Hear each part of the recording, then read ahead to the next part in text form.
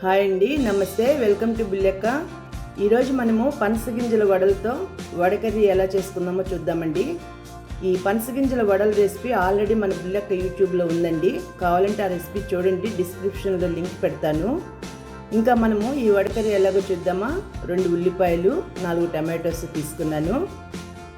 ఆ వడల్లోనే అల్లం పచ్చిమిరపకాయ ఉంది కదా, అందుకే పచ్చిమిరపకాయ తీసుకోలేదు.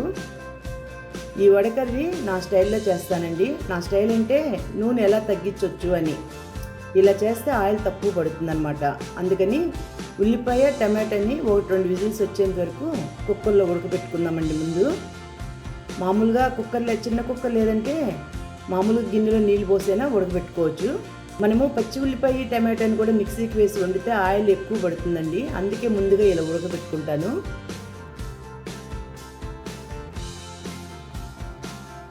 2 విజిల్స్ వచ్చేసిందండి.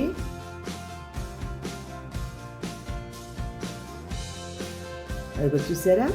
ఇప్పుడు ఇది చల్లారిన తర్వాత నీళ్లు లేకుండా మిక్సీకి వేసుకుందాము.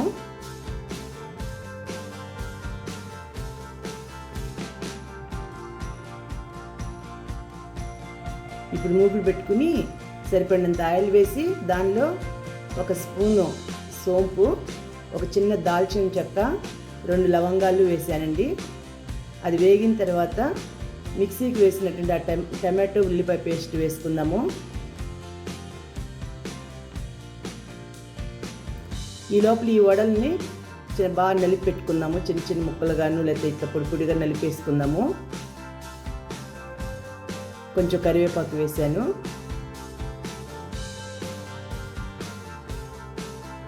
కొంచెం అల్లం తెల్లగడ్డ పేస్ట్ వేస్తున్నానండి.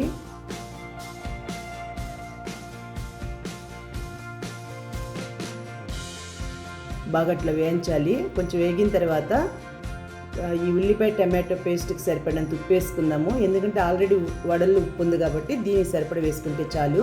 తర్వాత పసుపు, కారము, ధనియాల పొడి వేసానండి. ఈ ధనియాల పొడిలోనే నేను జీలకర్ర, మెంతులు కలిపి కొట్టిస్తానండి. కృష్ణా గోదావరి జిల్లా వాళ్ళు అయితే కారం ఒక్కటే వేస్తారు. ఎందుకంటే ఆ కారంలోనే ధనియాలు, జీలకర్ర, మెంతులు అన్నీ కలిపి ఉంటాయి కాబట్టి. కానీ మన రాయలసీమలో మాత్రం ఇలా కారం, ధనియాలను సపరేట్గా కొట్టించుకుంటాం. అయితే నేను మాత్రం ఆ ధనియాల్లోనే జీలకర్ర, మెంతులు కూడా వేసి కొట్టిస్తాను. అందుకే నా వంటలు చాలా వరకు అండి రాయలసీమ, కృష్ణ మిక్సింగ్ వంటలు మాదిరే ఉంటాయి. ఇప్పుడు ఆ నలిపినటువంటి వడలను వేసానండి. బాగా చక్కగా కలుపుకోవాలి. ఇప్పుడు మనము ఎర్రగడ్డను టమాటాలు ఉడకబెట్టుకున్నాం కదండి, ఆ నీళ్ళు ఉన్నాయి కదా కుక్కర్లో, ఆ నీళ్ళు పోసాను. అలాగే మిక్సీ కాడిచ్చినాం కదా ఆ పేస్ట్ని, ఆ మిక్సీని కూడా తొలిపి ఆ నీళ్ళు పోసానండి. ఇంకా కొంచెం వాటర్ పోసాను. మూత పెట్టేసి కొంతసేపు ఉడకనిద్దాము. మీడియం మంట మీద ఉడకనిస్తే బాగుంటుందండి. చూసారా, దగ్గరకు వచ్చేసింది చక్కగా. కొంచెం కొత్తిమీర వేస్తున్నాను.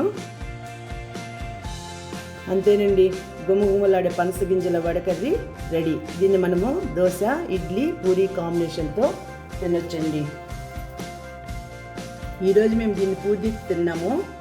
ఈ వీడియో కనుక నచ్చితే లైక్ చేయండి, షేర్ చేయండి. మీరు కూడా ఈ రెసిపీ చేసి ఎలా వచ్చిందో కామెంట్స్లో తప్పకుండా చెప్పండి. ఇలాంటి మరిన్ని రుచికరమైన వంటల కోసం బుల్లెక్క ఛానల్ సబ్స్క్రైబ్ చేసి బెల్ ఐకాన్ కూడా నొక్కండి. మీ ప్రోత్సాహమే నాకు మరిన్ని మంచి వీడియోలు చేయడానికి బలం. Thank you. మళ్ళీ మరో వీడియోలో కలుద్దాం.